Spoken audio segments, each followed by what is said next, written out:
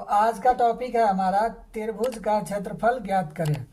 देखिए question number 1 में लिखा हुआ है बिंदुओं ए 5,2, बी है 4,7 और सी 7,-4 से बनने वाले त्रिभुज ए बी सी का क्षेत्रफल ज्ञात कीजिए। तो आइए हल करते हैं। तो सबसे पहले हम यहाँ लिखेंगे हल। अब देखिए दिया गया क्या है, तो दिया है बिंदु ए 5,2, उसके बाद बी बिंदु है 4,7, उसके बाद सी बिंदु है 7,-4, ये हमें दिया गया है। अब देखिए इसमें क्या होता है कि कोई भी एक बिंदु हो तो उसमें पहला जो बिंदु होता है वो होता है x और दूसरा होता है y। तो इसमें भी हो जाएगा x और y, इसमें भी हो जाएगा पहला x और दूसरा y। अब यहाँ से देखिए इसमें 1 1 लिख देंगे, इसमें 2 और 2 लिखेंगे, इसमें 3 और 3 लिखेंगे। अब देखिए x1 y1 आ गया, x2 y2 आ गया, x3 y3 आ गया। अब देखिए अब इसका फॉर्मूला लिख लेते हैं। अब देखिए लिखेंगे त्रिभुज का क्षेत्रफल, त्रिभुज का क्षेत्रफल बराबर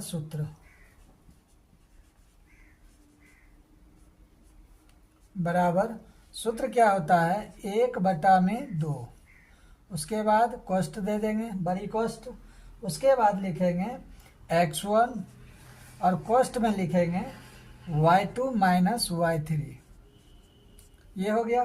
अब लिखेंगे x2, कोष्ठ में लिखेंगे y3 माइनस y1, के बाद लिखेंगे प्लस x3, यहाँ से हो जाएगा y1 माइनस y2। तो उसके बाद देखिए हमने क्या किया, फॉर्मूला लिख लिया। अब आइए इसको हल करते हैं। तो देखिए 1/2 लिखा हुआ है तो 1 में हम 2 लिख देंगे। 1 में 2 लिखने के बाद कोष्ठ है तो बड़ी कोष्ठ दे देंगे x1। अब यहाँ से देखिए x1 हमारे पास कितना है 5, तो 5 दे दिए। अब कोष्ठ है तो कोष्ठ लिख देंगे। अब y2 कितना है, तो y2 देखिए हमारे पास कितना है 7, माइनस का चिन्ह है तो माइनस दे देंगे। अब y3 देखेंगे तो y3 क्या है, माइनस में है 4, तो माइनस में 4 लिख दिए।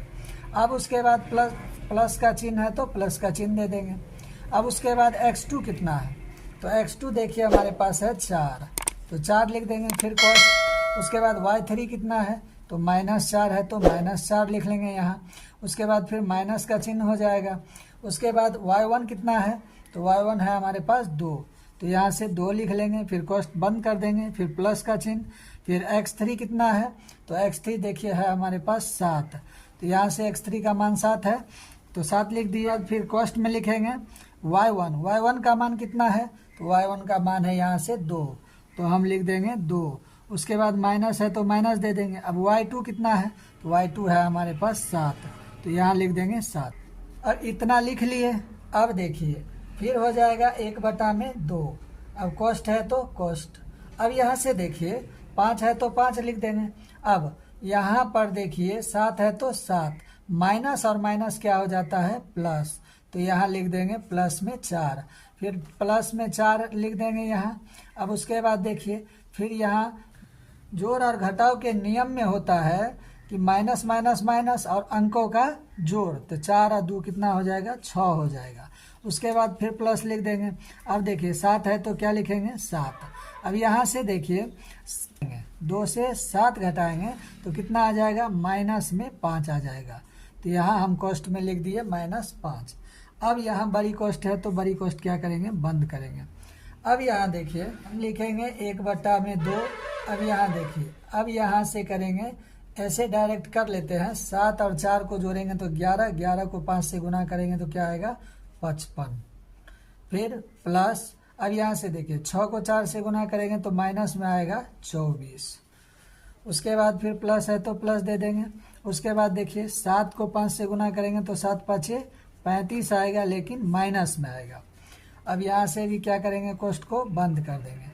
अब यहाँ देखिए फिर हम लोग लिखेंगे 1/2।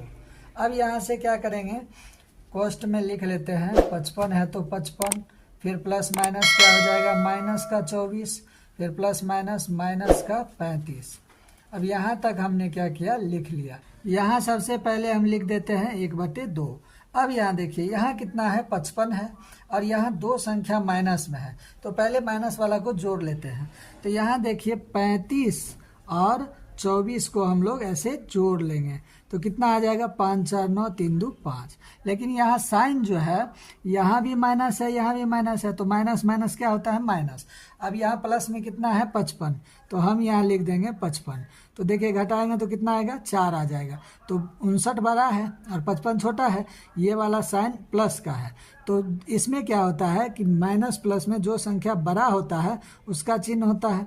तो देखिए हमने क्या किया माइनस लिख दिया। अब उसके बाद यहाँ देखिए अब 1/2 लिख दिए हैं ये वाला। अब इस सब को जोड़ घटाव करने के बाद में क्या हमारे पास माइनस में 4 आ गया है, तो हम गुना में लिख लेंगे -4, बट्टा में क्या हो जाएगा 1। अब इसको कैंसिल करते हैं तो कैंसिल करने के बाद आएगा 2, तो हमारा आंसर कितना हो जाएगा -2। यही हो गया हमारा आंसर।